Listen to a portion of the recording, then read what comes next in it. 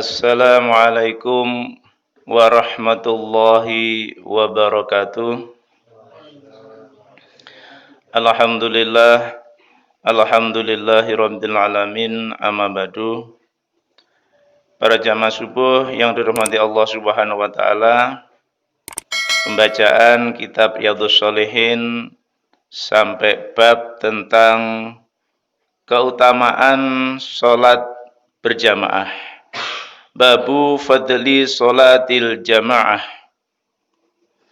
An Abi Ibnu Umar radhiyallahu anna Rasulullah sallallahu alaihi wasallam qala salatul jamaati afdalu min salatil fati bi sab'i wa isrina darajah.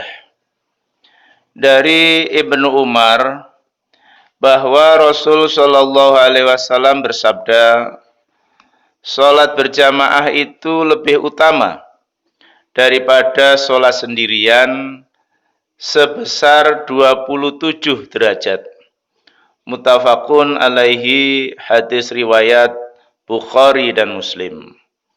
Ini menunjukkan bahwa keutamaan salat dibanding dengan salat sendiri itu selisihnya adalah 20 derajat. Meskipun ada beberapa riwayat yang menyatakan juga 25 derajat.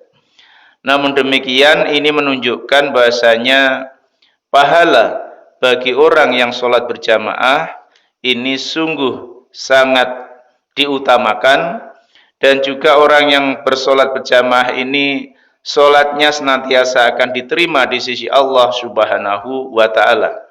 Karena bisa juga imamnya tidak khusyuk, tapi salah satu makmum ada yang khusyuk, itu semuanya sudah dianggap khusyuk. Ini menunjukkan keutamaan kebersamaan di dalam melaksanakan sholat berjamaah.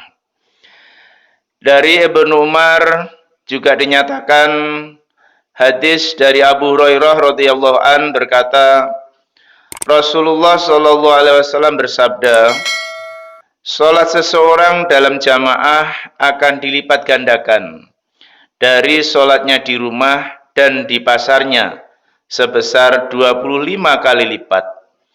Dan hal itu apabila ia berwudu, lalu ia membaguskan wudunya, kemudian keluar ke masjid, yang ia keluar rumah hanya untuk sholat, ia tidak melangkah satu langkah pun kecuali diangkat derajatnya dan dihapus kesalahannya. Lalu apabila ia sholat, para malaikat terus-menerus mendoakannya selama ia berada dalam tempat sholatnya, selama ia tidak berhadas. Malaikat kemudian berdoa, ya Allah, sejahterakan dia, ya Allah, rahmatilah dia, dan dia dianggap terus-menerus sholat selama ia menunggu sholat. Muttafaqun alaihi, hadis riwayat Bukhari dan Muslim. Dan ini adalah juga menunjukkan keutamaan sholat berjamaah, bahwasanya di samping sholat berjamaah itu mendapatkan keutamaan yang lebih, sholat berjamaah juga bisa menghapuskan dosa-dosa kita yang sekaligus mengangkat derajat kita besok di sisi Allah Subhanahu wa ta'ala. Dan yang ketiga juga dari Abu Hurairah radhiyallahu an, beliau berkata, Nabi sallallahu alaihi wasallam didatangi oleh seorang lelaki yang buta. Ia berkata, wahai Rasulullah, aku tidak memiliki seorang penuntun yang menuntunku ke masjid. Maka ia meminta kepadanya memberinya keringanan tersebut. Namun ketika orang itu berbalik, beliau memanggilnya kembali, lalu berkata kepadanya, apakah engkau mendengar panggilan sholat? Kemudian orang itu menjawab, ya Rasulullah. Kemudian Rasul berkata lagi, maka jawablah.